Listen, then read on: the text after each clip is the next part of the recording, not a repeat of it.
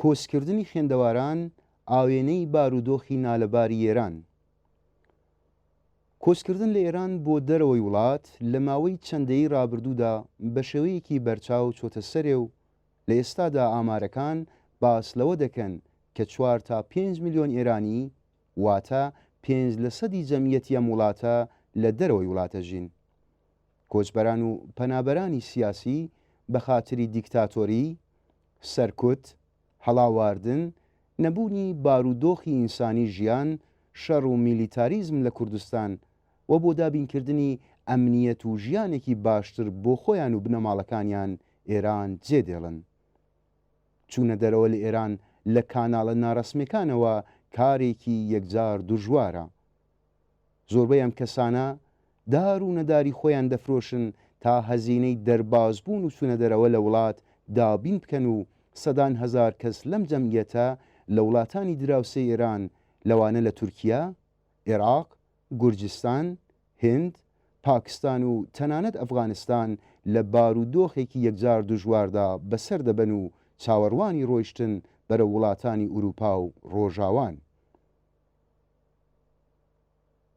ژمارەیەک لەم کۆچبەر و پەنابەرانە بەداخەوە ناگەنە شۆنی مەبەست و لە ناو دەریاکان لە ژێر ئەو ماشێنە بار هەڵگرانەی کە خۆیانی تیا هەشارەدەن و تەنانەت لە ناو فریزەری گواستنەوەی مادەی خۆراکی وەیان لە دەشت و دارستانەکاندا گیانیان لەدەست دەدەن. بەڵام بەشێک لەو کەسانەی کە ئێران جێدێڵن و کۆچ دەکەن خوێندەواران و شارەزایانن. تەنیا لە وڵاتی ئەمریکا پتر لە 9,000 پزیشکی ئێرانی خەریکی کارن. ژمارەی شارەزایانی بوارەکانی دیکە و ئاماری خوێندکارانی ئێران لە دەرەوەی وڵات پترە لە 1 میلیۆن کەس. بەپێی ئەو ئامارە و زانیارانی کە لەلایەن ناوەندی سیاسی کۆچبەرانی ئەمریکا لە ساڵی 2015 بڵاو کراوەتەوە، 656,000 پزیشک و نەشتەرگەر لە ئەمریکا خەریکی کارن کە لەم ژمارەیە 254,000 کەسیان کۆچبەرن.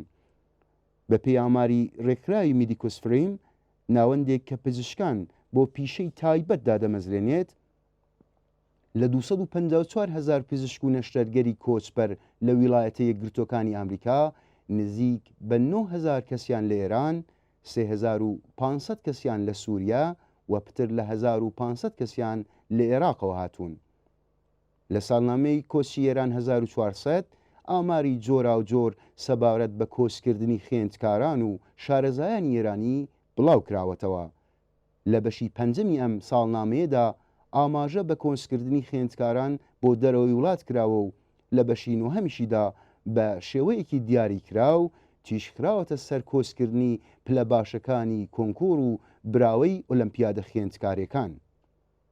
جەمیەتی خوێندکارانی ئێرانی دەرەوەی وڵات کە لە ساڵی 2003دا 19,000 کەس بوو، لە ساڵی 2018دا گەیشتۆتە پتر لە 56,000 کەس.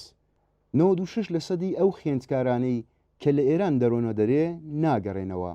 ئەم ساڵنامەیە بۆمانەوە چوونە دەرەوە و گەڕانەوەی کەسە دیارەکانی کۆنکۆر و ئۆلەمپیادەکان تەرخان کراوە. لەم راپۆرتەدا چارتێک سەبارەت بە ئاماری مانەوە، چوونە دەرەوە و نیشتەجێبوونی کەسە دیار و بژاردەکانی ئۆلەمپیادی خوێندکاری پلەکانی 1 تا 150 کۆنکوری سەراسەری و هەروەها پلەکانی 1 تا 1000 بڵاو کراوەتەوە. ئاماری جەمیەتی خوێندکارانی دەرەوەی وڵات دەرخەری چوونەسەرەوەی سێبەرابەری کۆچکردنی خوێندکارانی ئێران لە ماوەی 15 ساڵی ڕابردوودایە. لە مەودای نێوان ساڵەکانی 1380 تا 1390 نزیک 40% ئۆلەمپیادەکانی وڵات لە ئێران چوونە دەرەوە و پتر لە 37% بەڕەسمی لە دەرەوە نیشتەجێ بوون. هەر لەم مەودا زەمانێدا زیاتر لە 1/4 پلەکانی 1 تا 150 و پتر لە 1/6 پلەکانی ژێر هەزاری کۆنکوری سەراسەریش ئێرانیان جێهێشتووە. ئەگەر ئەم ڕێژەیە هاوتا لەگەڵ چوونە سەرەوەی جەمیەتی گشتی خوێندکارانی ئێرانی لە دەرەوە چوو بێتە سەرێ، دەتوانین بەراوردی بکەین کە تا هێستا ڕێژەی کۆچکردنی پلە باشەکانی کۆنکور گەیشتۆتە نزیکەی 60 تا 75%.